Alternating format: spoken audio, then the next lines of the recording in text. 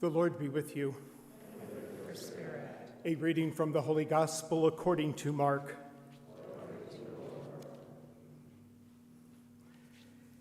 James and John, the sons of Zebedee, came to Jesus and said to him, "Teacher, we want you to do for us whatever we ask of you."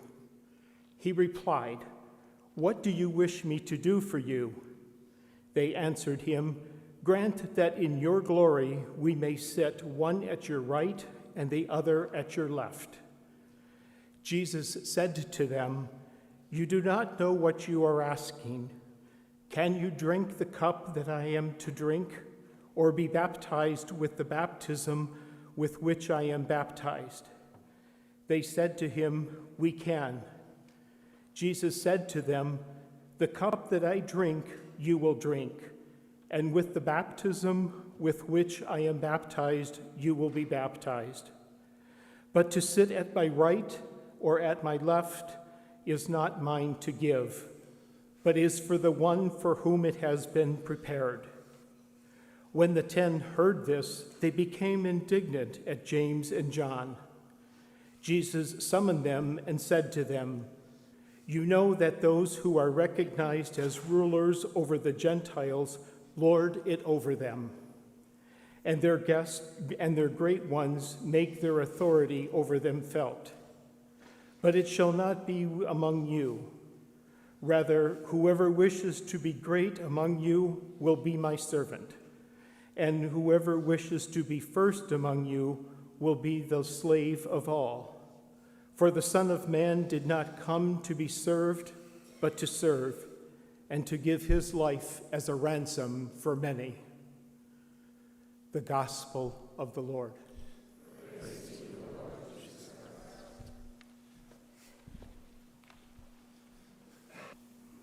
Oh, those apostles.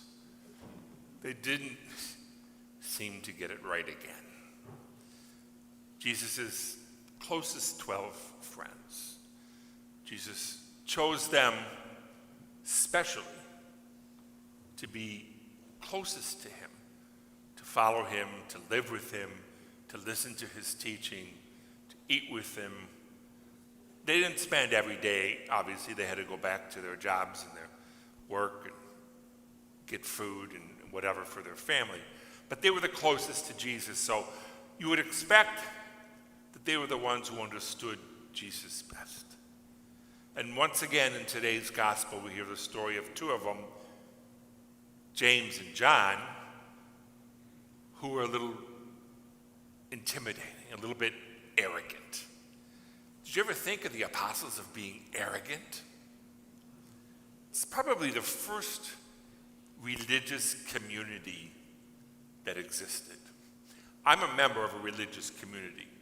If you ever find a sister or a priest that's a member of a religious community, and if they're honest enough to tell you about community life, they will tell you it's not always very easy. And Jesus' apostles who formed the first community, in today's gospel, we realize, no, it wasn't always very easy. I live with there's 6 of us. Religious communities are not like families in many ways. We're not blood related. We didn't choose to be together. We chose to join the religious community to which we belong, where we come from different backgrounds and different countries and different societies and different languages. And life's not always as easy or as idyllic as you may think it to be. One simple example. We have Mass every morning, 7:30. We pray together. We have morning prayers, evening prayers. We have Mass at 7:30 during the week. And one of us, we take turns celebrating Mass with a very short homily. And at the end of Mass one morning, the priest who happened to be the celebrant, at the very end of Mass, he said, "And I don't care if you have a good day or not." Okay, and good morning to you as well. I don't know what was going on with him that day. Thank God we don't have visitors for Mass, because they would have been shocked beyond belief.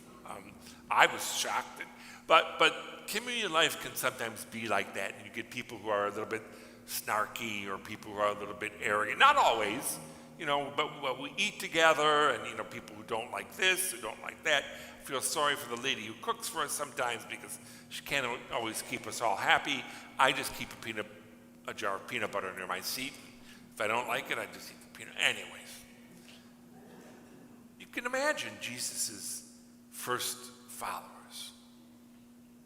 So these two, James and John, together with Peter, were the top three.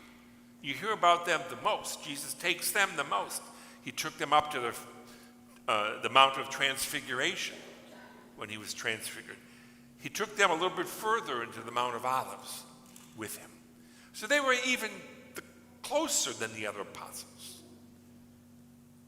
And they were the ones that Jesus was going to leave everything to be his first followers, to carry out, to bring this message to what we would call now evangelize, to take Jesus' gospel, his life, his teachings, his beliefs to others, to eventually to the ends of the world.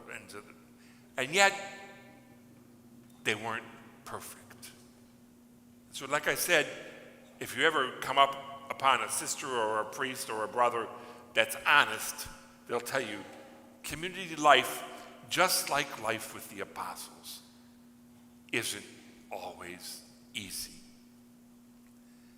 But Jesus chose them nonetheless. And even these two apostles in today's gospel, James and John, who asked this ridiculous favor of Jesus.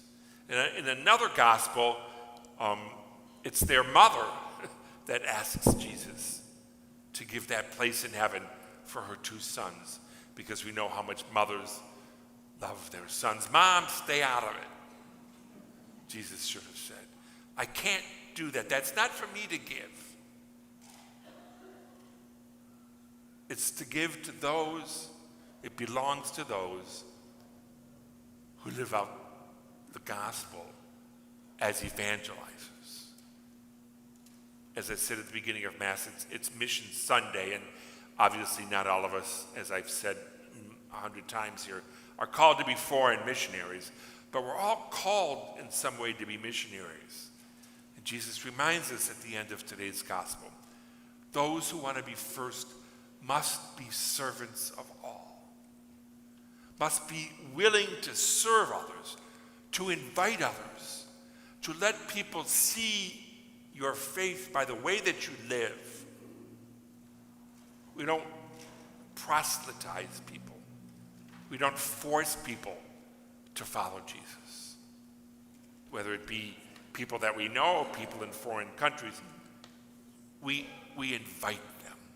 Missionaries are people who invite others, as I said, first of all, by their lives, their way of living, their way of being servants to others.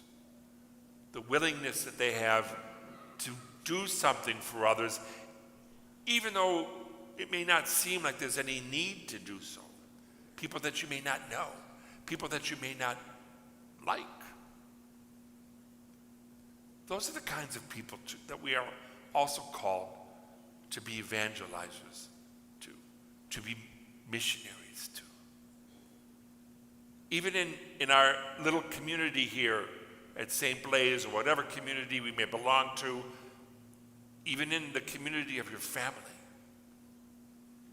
Life's not always easy. It's not always easy to live out this faith. And yet, if you look at today's gospel and the two apostles that in their perhaps arrogant tone asked for a favor, Jesus reminds them, and he's very kind towards them. And he says, that's not for me to decide. For you to decide is how you carry out my message, how you live out my message.